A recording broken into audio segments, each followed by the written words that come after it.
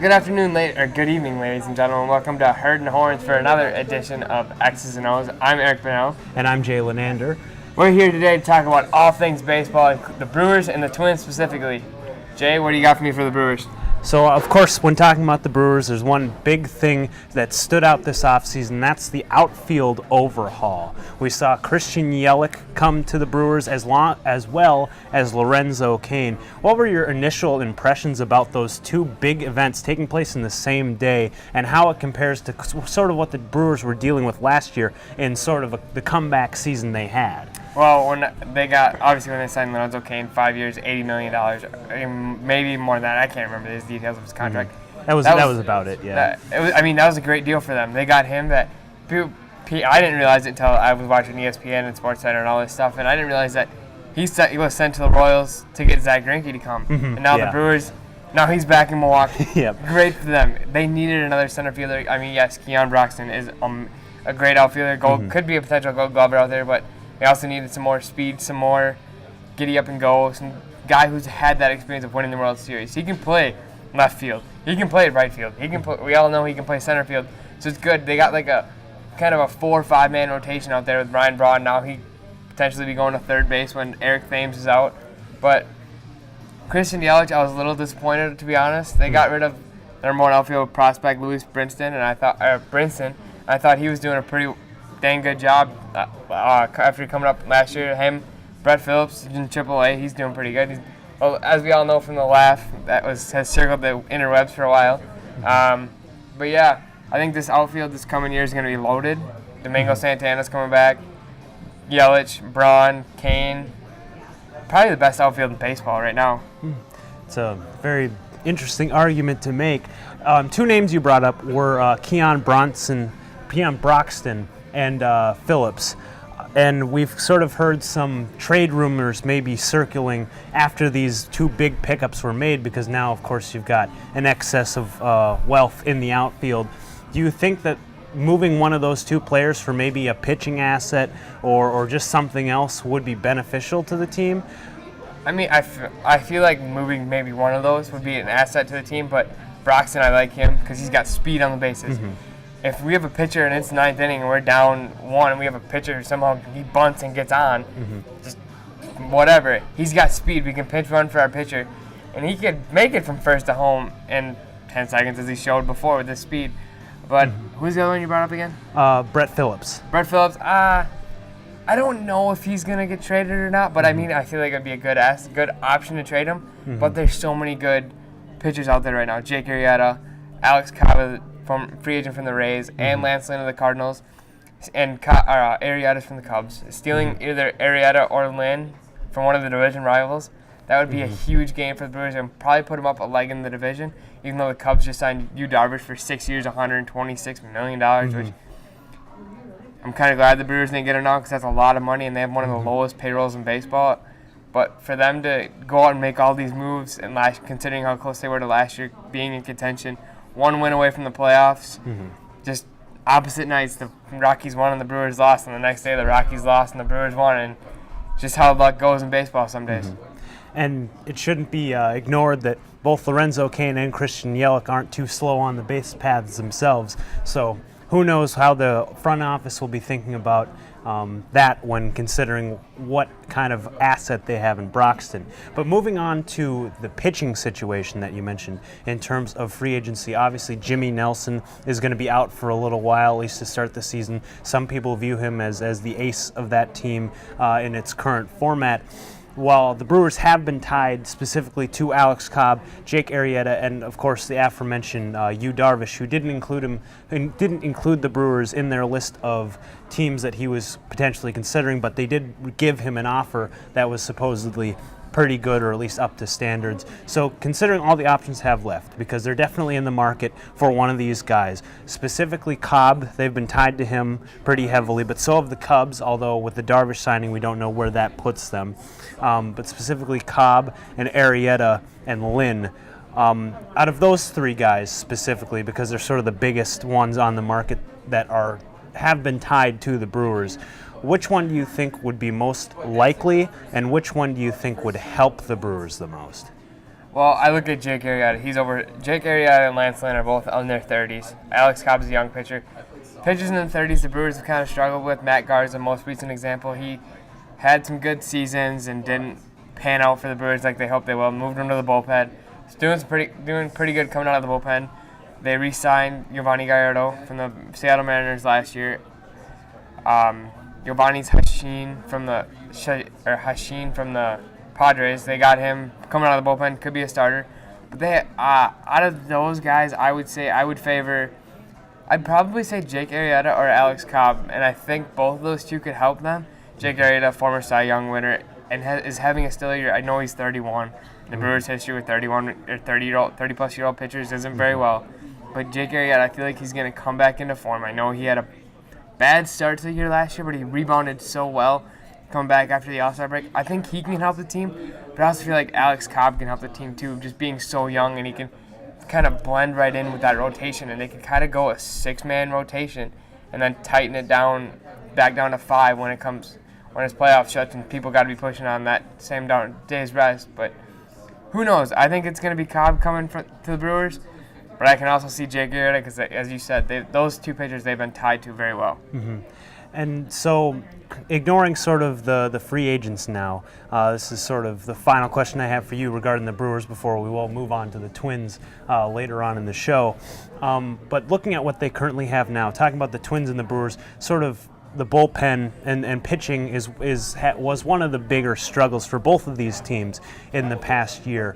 Looking at the guys they currently have, both in the starting rotation and the bullpen, who are some key players that you think are really going to have to show up this year to sort of push the Brewers in to that next level, to sort of let them compete with this revamped Cubs team, and of course the Cardinals, who are still trying to keep into the chase? Well, I think they have 3 ace pitchers right now: Zach Davies, Chase Anderson, and Jimmy Nelson when he comes back. Even Brent Suter can be coming into that mix. I know he came up from AAA last year and he pitched phenomenal. I didn't think he was going to do that well. I thought it was like, okay, we got a AAA pitcher going up against the Yankees. We're gonna get beat 10-0. Mm-hmm. We won that game 4-1. Not thinking of that. Those 4 guys got to step up. Whoever they land in free agency has got to step up. Mm-hmm. To me, doesn't matter. I don't care, because if you can have 5 pitchers that can go on any given day and they can all be your number ones, mm-hmm. There's nothing wrong with that rotation. To me, that's the best rotation in baseball then. And their bullpen today was just ranked number 5 in MLB. They got Josh Hader. Mm-hmm. He's a perfectly good setup man. I know they just got rid of, I can't think of his name. It was the 8th inning setup. I can't remember his name. Mm-hmm. But for Corey Knebel. Yep. Corey Knebel. That guy's a stud. Yep. And he's only 26, I think. I think he's even younger than that. He's like 24. 24, 20, mm-hmm. And he's in his mid-20s. Yeah. And he's going to he made an All-Star game, and he pitched phenomenal. And mm-hmm. he was the reason that the Brewers were able to get closer and closer to that pennant race. Their offense kind of what struggled a little bit. To me, for the offensive side of the ball, when they go up to bat, Eric Thames, he's got to step up again. Ryan Braun, Christian, they all got to step up. They all got power. 1 to 9, they all have power, including their pitchers. Their pitchers I've seen hit some bombs. Mm-hmm. Giovanni Gallardo coming in. Giovanni Gallardo, he can hit. Mm-hmm. They got to land somebody who can come in they got to have somebody who can hit in that pitcher spot, even if it's just sacrificing like the pitchers always do, but getting on base for them. But a guy that I look forward to have a breakout year is Orlando Arcia. He started off first half of last season kind of slow, and then he started to pick it all up, and he just kept going, and he's speedy.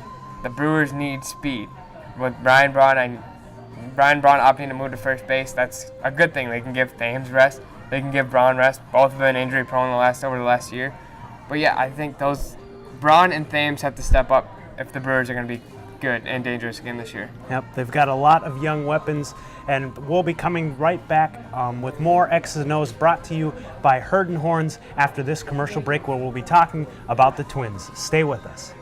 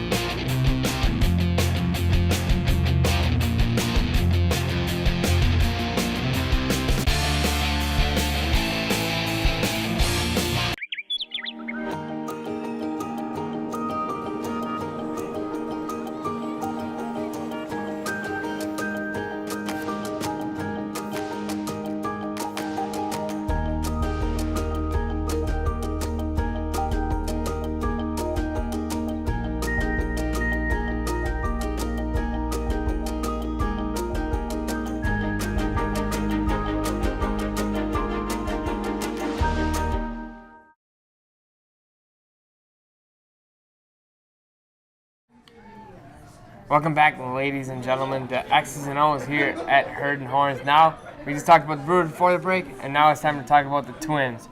Jay, this Twins outfield is so young. What can they bring to the table this year to help them out and get back to the playoffs again? Well, I think the thing that they're going to be bringing to the table this year compared to years in the past is sort of a certain consistency, because the past couple years you don't know exactly what you're going to get from Byron Buxton. He hadn't been hitting very well, but he was still good in the field. Rosario had a massive down year the year before this past one, and Kepler had a strong first year, and luckily he followed it up with another strong year this past year. So now I think they're going to start getting into a groove, and the expectations are higher, but they're going to start meeting them. As Buxton started to show up at the plate consistently throughout the year instead of just the last month last year. Rosario showed up in spades the entirety of last year. Kepler showed up at the plate and in the field all of last year. So all of them have sort of started to gel. They're getting the ball rolling. They're getting past those sort of early young player struggles that they were definitely having in the past. Now I think they're a cohesive unit, and they're going to be providing young, dynamic talent for this Twins team that's really going to be what carries them moving forward. What's the struggle? You're a Twins fan. You watched them 2 years ago. They were just awful, to say the least. I mean, you could probably use other terms to describe the Twins that year. But what's the struggle with having a player who's so good in the field, like Byron Buxton, but you don't want to take him? So you don't want to take him out of the field, but you don't want to also take him. You also want to have a good guy. Be good at the plate? What's the struggle of trying to maneuver through that?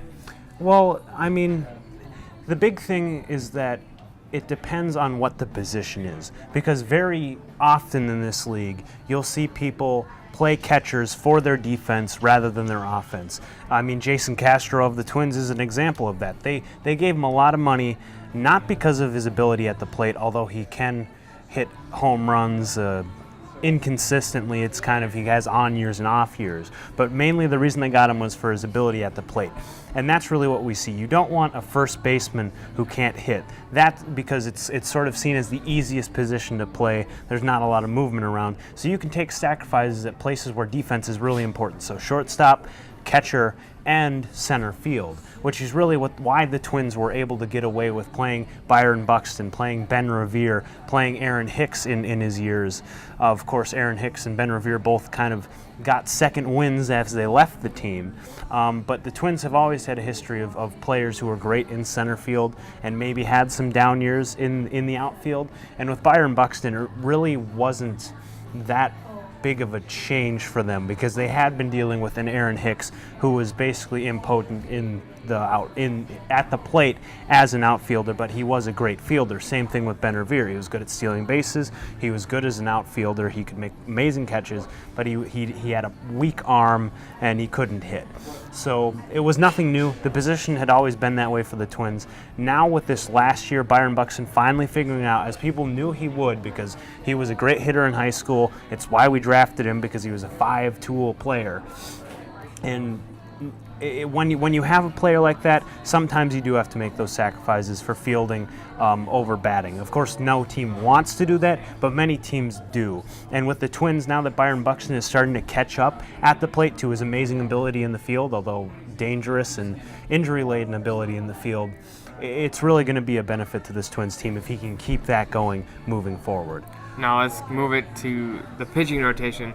They just lost Ervin Santana, I think, for the first 6 weeks of the season, if I'm give or take, 4 to 6 weeks. Couple weeks potentially. What do they have to do to go after to get a new pitcher? Do they gonna have to trade somebody, land somebody in free agents, or what is the rotation gonna be this year? I think that the rotation of the Twins is definitely the most interesting thing to watch this year, as it was last year. They got to the playoffs as a wild card team with a patchwork quilt of a 40-year-old and a couple of people who didn't know what the heck they were doing at the time, a pair of basically rookies, and then Ervin Santana, who was kind of holding together things at the top as an all-star. It hasn't been good, but I think the chances of it being good in the long run are what really make benefits for this team. As right now, you look at what they've got. at the beginning of the season, it's going to be a lot different than it's going to be at the end of the season. Because right now, like you said, Irvin Santana's hurt, Trevor May is hurt, Miguel Pineda, who they signed, is hurt. So that's 3 starting quality pitchers who are injured at least to varying degrees. One will probably be back within the first couple months, the other first half of the season, and the one would only be able to come back near playoff time. So those are 3 starting quality players that are out right away. And then you look at who they got now, it's going to be a whole bunch of mixing and matching as players get healthy and get injured. But right now, I do think that they've got a better rotation, even with people hurt, than they kind of had in the past couple of years, which isn't saying much because things had been pretty bad. Right now, I believe Kyle Gibson's back, but he's been really inconsistent. But if with all the injuries, he'll probably be there day one. Adalberto Mejia is really the only left-handed pitcher that they've got in the mix. He's probably going to be a day one starter. If you're talking people who are going to be in the contention for sticking in the rotation for the entire year, just because he's a left-handed pitcher and he's young, he's probably the guy to do it, as well as Jose Barrios, who they're going to be really counting on to step up in the first part of the season if they want to keep momentum despite Santana's injuries, because they need Barrios to keep improving, and I think he will, because he's been stepping it up each year, and he's got a lot of work ethic, so I think he'll stick in there. But you got those 3 guys, and then you got the 2 players acquired from this past week in Jake Odorizzi and Anibal Sanchez. I think those are the 2 other guys that are going to fit out the top 5, at least to start the season while you've got these other guys hurt. Because Anibal Sanchez, horrible past 2 years, but he's been good in the past. He's had numbers considerable or comparable rather, to Jake Odorizzi in the past. So I think that those 2 are going to really be comparative, and if Sanchez doesn't turn out, it's a low-risk move, not a lot of money involved. If he doesn't end up pairing out, then they can just kick him to the curb, and that'll be it. But there's also insurance, despite the fact that players are still injured, as one of the most promising players in the Twins farm system is Steven Gonsalves, a big left-hander who throws really hard, who could be coming up within this year or next year, and that's a player to watch out for if someone like Anibal Sanchez or Kyle Gibson flops early on. So we talked about their rotation. Now let's shift it to the back end. Let's shift it to their bullpen.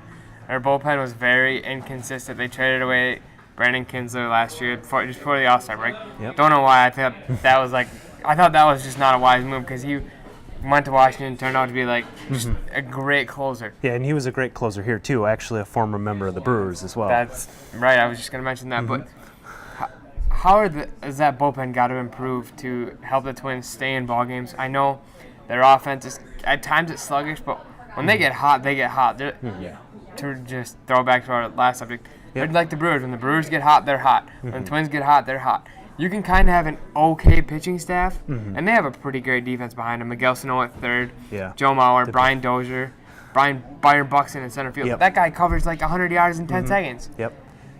I mean, what do you got to do? What does this bullpen got to do to help keep the Twins in the game?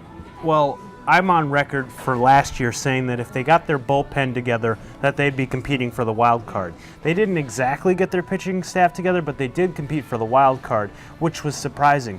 Which, now that they've actually invested in the bullpen this offseason, which is something that fans have been clamoring for them to do for a long time now, they have picked up some veteran relief pitchers, which is something that is almost unheard of in the past couple of years of the Twins. They picked up Fernando Rodney, who was initially thought to be the closer. Now we're not really sure. They also picked up Addison Reed, which was a huge surprise, seeing that they had already signed Fernando Rodney. So now you kind of got 2 players with a lot of closing experience, but also with a lot of setup experience. So it'll be interesting to see how they use those 2.